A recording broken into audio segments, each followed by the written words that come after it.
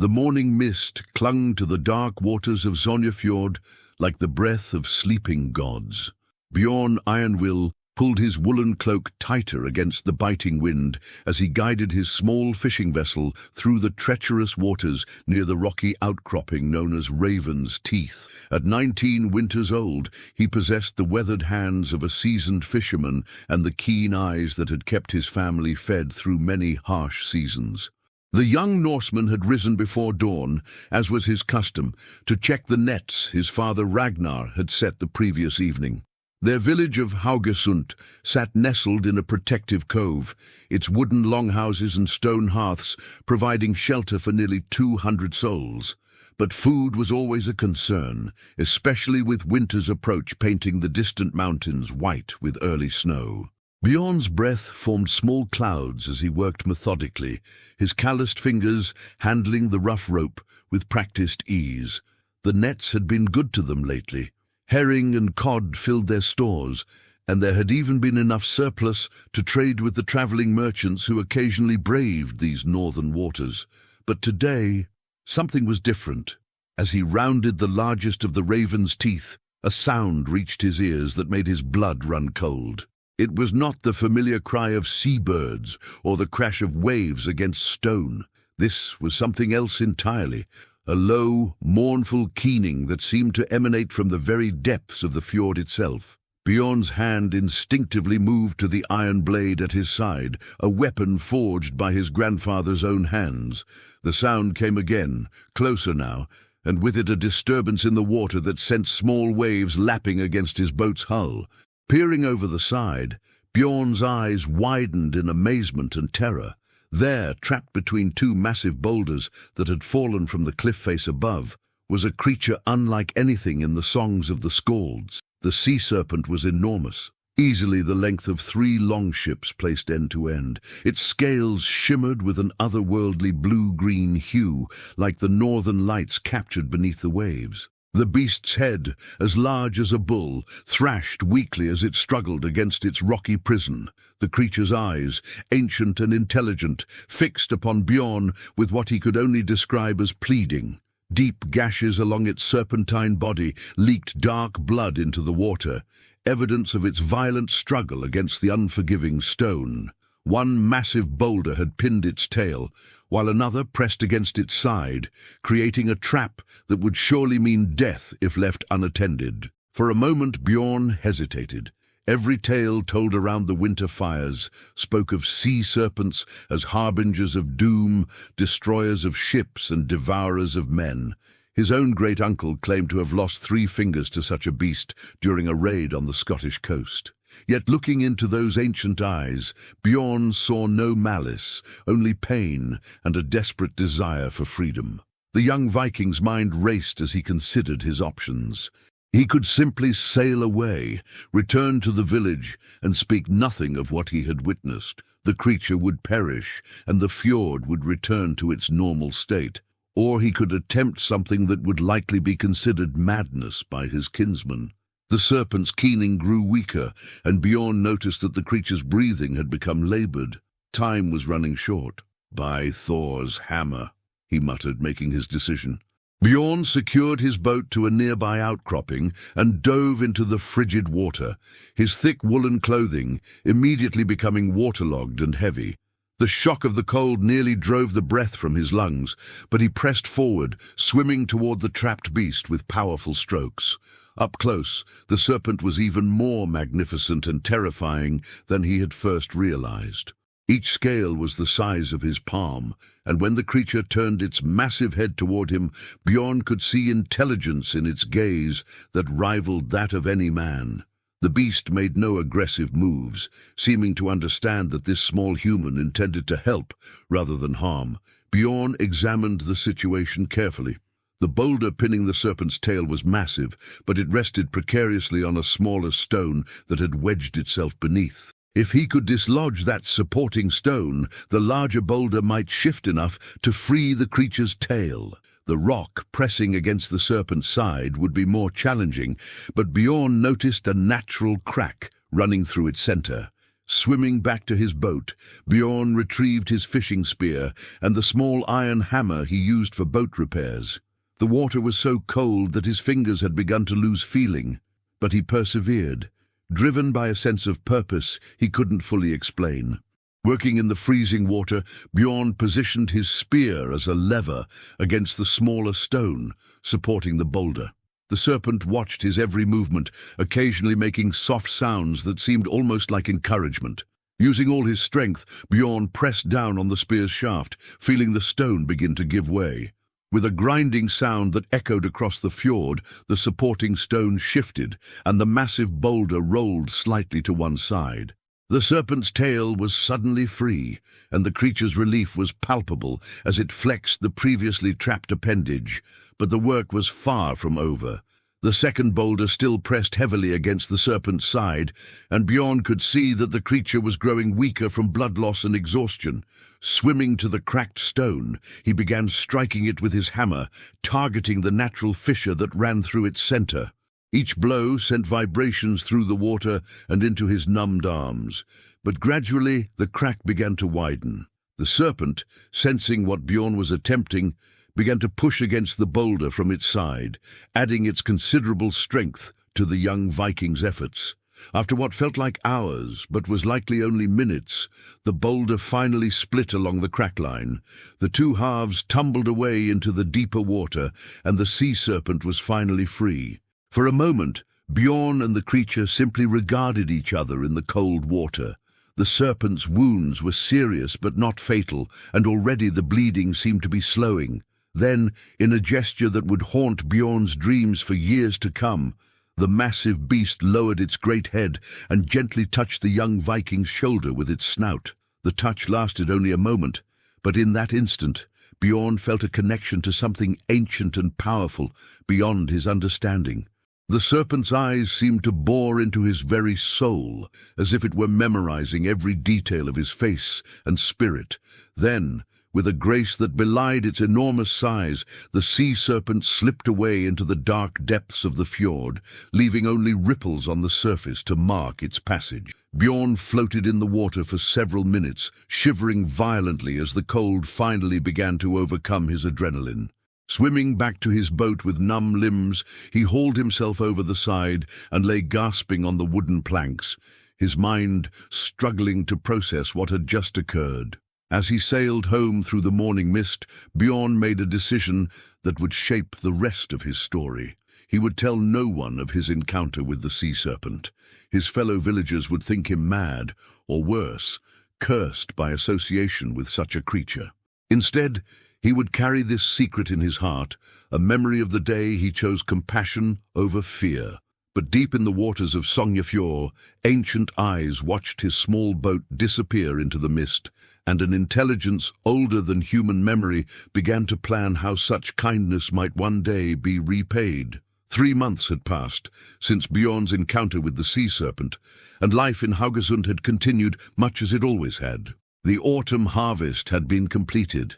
The fishing boats had been pulled up onto the rocky shore for winter repairs, and the long nights had begun their annual reign over the northern lands. Bjorn had thrown himself into his work with renewed vigor, helping his father Ragnar prepare their family's defenses for the harsh season ahead. Yet despite his efforts to return to normalcy, the young Viking found his thoughts often drifting to that morning in the fjord. Sometimes, during the darkest hours of the night, he would lie awake listening to the wind howl through the village and wonder if he had dreamed the entire encounter. But then he would remember the feel of those ancient scales beneath his fingers, the intelligence in those massive eyes, and he knew it had been real. The first sign that his act of mercy would have consequences came on a bitter morning in late autumn. Bjorn was working on his father's fishing nets when young Astrid, the blacksmith's daughter, came running breathlessly through the village square. "Ships!" she gasped, pointing toward the mouth of the cove. 3 longships flying the banner of Eirik Bloodaxe. The name sent a chill through every villager who heard it. Eric Magnusson, called Bloodaxe for his ruthless efficiency in battle, commanded a fleet of raiders who terrorized coastal settlements throughout the northern seas. Unlike honorable Vikings who raided foreign lands and returned home with glory and treasure, Eric preyed upon his own people, demanding tribute from smaller villages and enslaving those who could not pay. Ragnar Ironwill dropped his tools and placed a protective hand on his son's shoulder. "Gather the others," he said grimly. "We must hear what terms this wolf offers." Within minutes, the entire population of Haugesund had assembled in the village square. Men gripped spears and axes with white knuckles, while women clutched their children close. They all knew that their small settlement, prosperous though it was, could not withstand an assault from 3 longships filled with seasoned warriors. Eric Bloodaxe strode into the square like a conqueror surveying his prize. He was a man of perhaps 40 winters, tall and broad-shouldered, with steel-grey hair braided with silver rings and scars crisscrossing his weathered face like a map of past battles. His byrnie of mail gleamed with oil and care, and the great sword at his side had tasted the blood of more men than could be counted. Behind him came 30 of his most trusted warriors, each one a veteran of countless raids and battles. They moved with the easy confidence of predators, their eyes constantly scanning for threats or opportunities. "People of Haugesund," Eric's voice boomed across the square, "I come to you with an offer of protection. These waters grow dangerous, and small villages like yours are vulnerable to raids from less civilized men than myself." A bitter laugh escaped from somewhere in the crowd, quickly stifled. Eric's cold eyes found the source of the sound, but he continued speaking. "For the modest price of half your winter stores and 10 able-bodied men to serve in my fleet, I will ensure that no harm comes to your settlement. Refuse, and I cannot guarantee your safety from the many threats that lurk in these northern waters." The ultimatum hung in the cold air like a blade waiting to fall. Half their winter stores would mean hunger and possible starvation for the weakest among them. 10 men would deplete their workforce and leave families broken. Yet the alternative, fighting Eric's seasoned raiders, would likely mean death for all. Ragnar stepped forward, his greying beard bristling with barely contained anger. "And if we refuse your generous offer?" Eric's smile was as warm as winter ice. "Then you will discover just how dangerous these waters can be. Accidents happen, you understand. Ships sink, villages burn. It would be unfortunate." Bjorn felt rage building in his chest like a fire seeking kindling. This was extortion of the most cowardly kind, preying upon honest farmers and fishermen who had never done harm to anyone. His hand moved instinctively toward his weapon, but his father's firm grip on his arm held him back. "We need time to consider your offer," Ragnar said carefully. "Of course," Eric replied. "I am not an unreasonable man. You have until dawn tomorrow to decide. My ships will remain anchored in your cove tonight, and my men will sample your hospitality." The threat was clear. Eric's warriors would spend the night drinking, eating, and taking whatever they pleased from the village stores. By morning, the people of Haugesund would have experienced firsthand what resistance would bring. As the raiders dispersed throughout the village, helping themselves to food and ale, Bjorn found himself standing alone by the water's edge, staring out at the 3 longships that sat like ravens perched over Carrion. The largest of the vessels, Eric's own ship, was a magnificent example of Norse shipbuilding, nearly 30 meters long, with a fearsome dragon's head carved at its prow. "Curse them all," Bjorn muttered under his breath. "Curse them and their black hearts." As if in response to his words, the water near the shore began to ripple strangely. At first, Bjorn thought it might be the wake from one of the longships, but the movement was too regular, too purposeful. The ripples formed concentric circles, as if something massive was rising from the depths. Bjorn's heart began to race as he recognized the pattern. He had seen similar disturbances 3 months ago, just before his encounter with the sea serpent. Could it be? The water erupted in a fountain of spray and foam as an enormous head broke the surface. Even in the dim evening light, Bjorn could make out the familiar blue-green scales and the ancient, intelligent eyes that had haunted his dreams. The sea serpent had returned, For a long moment, creature and man regarded each other across the darkening water. Then, with movements so subtle that only Bjorn could detect them, the serpent began to communicate, a slight nod toward the longships, a meaningful look toward the village. The message was clear. The creature had seen the threat and understood. Bjorn glanced around quickly to ensure he was not being observed, then waded out into the shallow water. The serpent's massive head lowered until it was just above the surface, close enough that Bjorn could have reached out and touched the beast's snout. "You remember me," Bjorn whispered, his voice barely audible above the lapping waves. The serpent's response was a soft rumble that seemed to come from deep within its chest, a sound of recognition and, perhaps, gratitude. "These men," Bjorn continued, gesturing toward the longships, "they would harm my people. They are not honorable warriors seeking glory in battle, but wolves who prey upon the innocent." The serpent's eyes followed Bjorn's gesture to the three vessels, and something changed in its ancient gaze. Where there had been gentle intelligence, now there was cold calculation. The creature studied the ships with the attention of a predator, evaluating its prey. Then, as silently as it had appeared, the sea serpent slipped back beneath the dark waters, leaving only ripples to mark its presence. Bjorn stood in the shallows for several more minutes, wondering if he had imagined the entire encounter, but as he finally turned to return to the village, he noticed something that made his blood run cold with anticipation rather than fear. The water around Eric's longships had begun to move strangely, forming patterns that had nothing to do with wind or tide. Something large was circling beneath the vessels, something that moved with purpose and intelligence. The debt of mercy was about to be repaid. As Bjorn walked back toward the village square, where Eric's men were already growing loud with drink and aggression, he felt a grim satisfaction settling over him like a cloak. Tomorrow would bring either freedom or death for the people of Haugesund. But tonight, ancient justice swam in the dark waters of the fjord. Dawn broke grey and cold over Haugesund, painting the sky the colour of old iron. The villagers gathered in the square once more, their faces etched with the resignation of those who had spent a sleepless night listening to the drunken revelry of their unwelcome guests. Eric Bloodaxe strode forward with his customary arrogance, but there was something different about his demeanor this morning. His eyes held a hint of unease, and several of his men kept glancing nervously toward the water. "Well?" he demanded. "What is your answer?" Ragnar Ironwill stepped forward, his son beside him.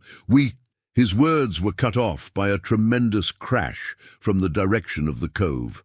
Every head turned toward the water, where an impossible sight greeted them.